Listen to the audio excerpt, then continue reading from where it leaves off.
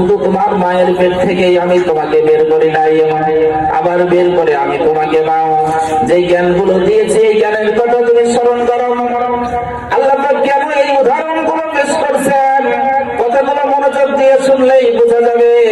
আল্লাহ পাক বলছেন তোমাদের মায়ের পেট থেকে আমি তোমাদেরকে বের করেছি, এরপরে তোমরা তখন কিছুই জানতে না, কিন্তু আমি আল্লাহ তাআলা তোমাদেরকে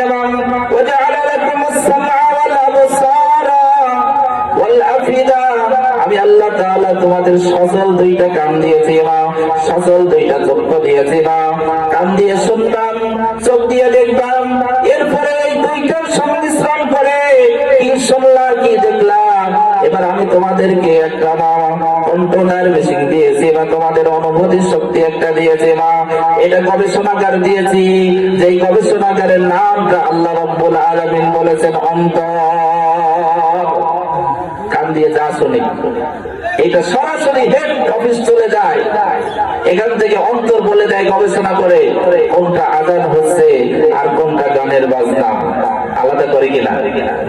চোখ দিয়ে দেখলাম কোনটা পর্দানিশী নারী আর কোনটা শয়তানের পোশাক পরিধান করে সামনে দিয়ে চলছে, সেটা অন্তর দিয়ে বলে দেয় কোনটা দেখা যাবে কোনটা দেখা যাবে না। চোখ দিয়ে দেখো, কোরআনুল কারীম পড়ো, আর বান্দা তুমি অন্তরে গবেষণা করো, আমি আল্লাহ খুশি হয়ে যাবো। সুবহানাল্লাহ।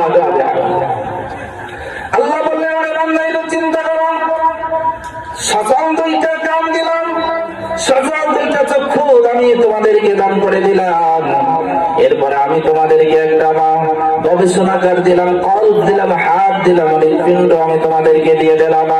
বান্দারে এর কারণ একটাই, লাআল্লাকুম তাশকুরুন, আমি আল্লাহ রাব্বুল আলামিনের কৃতজ্ঞতা প্রকাশ করার জন্য, অন্য কোন কারণে আমি তোমাদেরকে এই কান চক্ষু অন্তঃকরণ আমি আল্লাহ তাআলা দেই না। এখন একটু চিন্তা করি আমরা যে আসলেই তো তাই, আমরা এক সময় মৃত ছিলাম, কোন অস্তিত্বই ছিল না। বাবা মায়ের সংস্পর্শে, বাবা মায়ের মিলনের কারণে আমরা মায়ের পেটে আসলাম, তিল তিল করে আল্লাহ পাক বড় করে সেখান থেকে রূহ আল্লাহ তাআলা দিলেন।